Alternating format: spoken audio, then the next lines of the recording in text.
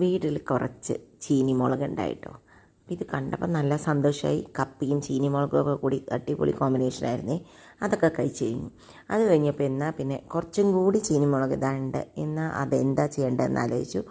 അങ്ങനെ ഈ ചീനിമുളകിനൊക്കെ എടുത്തിട്ട് ഒരു കത്തിയെടുത്ത് ജസ്റ്റ് നടുവിലൂടെ ഒരു ഹോൾ ഇട്ട് കൊടുത്ത് ഇതാ റെഡാക്കി വെച്ചിട്ടുണ്ട്. എന്നിട്ട് നല്ല ഉപ്പിലും ഒക്കെ ഇട്ട് വയ്ക്കാമെന്ന് വിചാരിച്ചേ.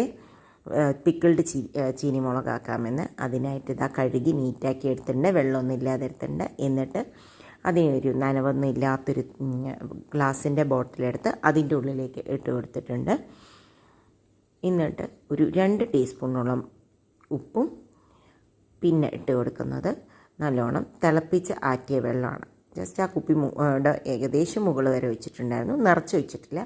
എന്നിട്ട് 1/3 കപ്പ് വിനീഗറും കൂടി ഒഴിച്ചു കൊടുത്തിട്ടുണ്ട്. എന്നിട്ട് അതിനെ ജസ്റ്റ് ഒന്ന് കുലുക്കുക. ആദ്യം കുലുക്കി നന്നായി ഒന്ന് ഇളക്കി നോക്കുക. ഇളക്കി നോക്കുമ്പോൾ ഉപ്പും പുളിയൊക്കെ ഒന്ന് നോക്കുക. പുളിയൊക്കെ കുറച്ച് കുറവാണ്, ഉപ്പൊക്കെ കുറവാണെന്നുണ്ടെങ്കിൽ ഇപ്പം തന്നെ ഇട്ട് കൊടുക്കുക. ഉപ്പും പുളിയും നന്നായിട്ടുണ്ടെങ്കിൽ മാത്രമേ പിക്കിൾഡ് ചില്ലി നന്നായിരിക്കുള്ളൂ കേട്ടോ. അപ്പോൾ ഇതാ മിക്സ് ചെയ്തിട്ട് ഒരാഴ്ച നമുക്കിതങ്ങനെ അടച്ച് വെക്കാം. അപ്പോൾ ഇതെന്താവുന്നുണ്ടെന്ന് നോക്കാം. ഇതാ ഒരാഴ്ച കഴിഞ്ഞിട്ട് ഇതാ തുറന്ന് നോക്കാം കേട്ടോ. സൂപ്പറായിട്ട് റെഡിയായി വന്നിട്ട് നല്ല ടേസ്റ്റി ആയിട്ടുള്ള പിക്കിൾഡ് ചീനിമുളക് കേട്ടോ. ഇത് എന്തിൻ്റെ കൂടെ വേണമെങ്കിലും കഴിക്കുക. ജസ്റ്റ് ഇതിനെ ഒന്ന് ഞെരടിയിട്ട് തൈരിൻ്റെ കൂടെ കഴിക്കാം, അല്ലെങ്കിൽ ഇതും ചോറും കൂടി കഴിക്കാനൊക്കെ സൂപ്പറാണ്.